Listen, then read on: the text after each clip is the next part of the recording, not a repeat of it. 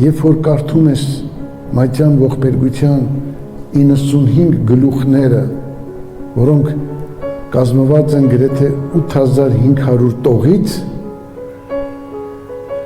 զարմանալի կարևոր միտք ես նկատում, որ կարմիր թելի նման անցնում է 95 գլուխներում, մեղանչել եմ, կործանվում եմ, փրկիր, մեղա, կորյա, ողորմյա, և մեզ օգնում է Նարեկացին, որ մեր ներաշխարի մեջ տեղ գտած ալեկոծումները կարողանանք մեղքի գիտակցումով, զղջումով ու խոստովանությամբ վերականգնենք, վերագտնենք այն խաղաղությունը երանական,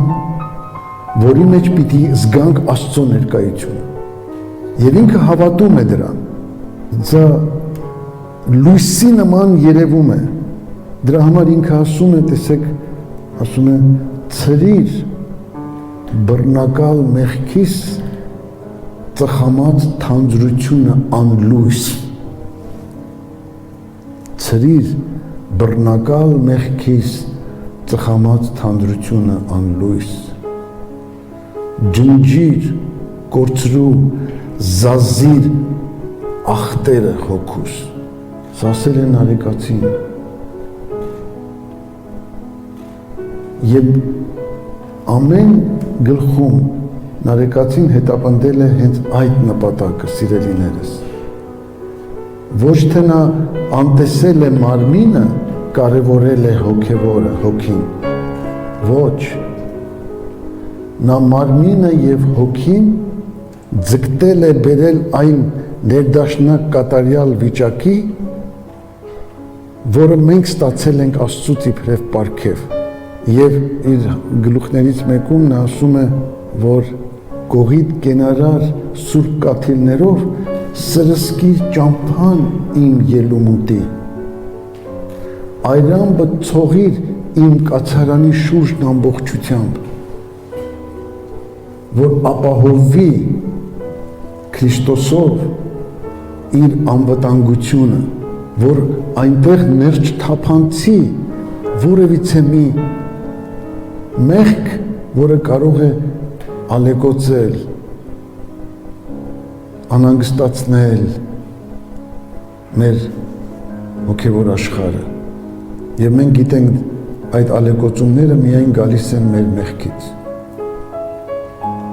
Նարեկացին այս ժամանակավոր աշխարհի մեջ Նարեկացին ուզեցել է մերժի, որ մահով վերջանում է աստվածատուր կյանքը մարդու։ Դրա համար ինքը ինչ է ասում։ Դու որ եկել ես մարդկային ոգին փրկելու և ոչ թե կորցնելու համար, ներիր անհամար չարիքները իմ ամենառատ քո իմաստությամբ։ Այսինքն ինքը գիտի, որ Աստված չի եկել և չի կարող համակերպվել, հաշտվել մարդու կորուստի հետ, Աստված մարդացել է մարդուն փրկելու համար, Աստված որպես մարմնացյալ համակսեր եկել է մեզ ձերբազատելու մեր մեղքերից, եթե մենք խոստովանենք, եթե մենք զղջանք, և մենք գտնենք այդ փրկությունը, և ինքը ձգտել է միանալու Տիրոջը, և ես խորապես համոզված եմ, որ Նարեկացին այն եզակի մարդ բանական էակն է եղել հողագնդի վրա,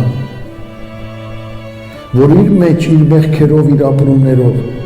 ներառել է ոչ միայն իր անձնականը, այլ համայն մարդկությանը։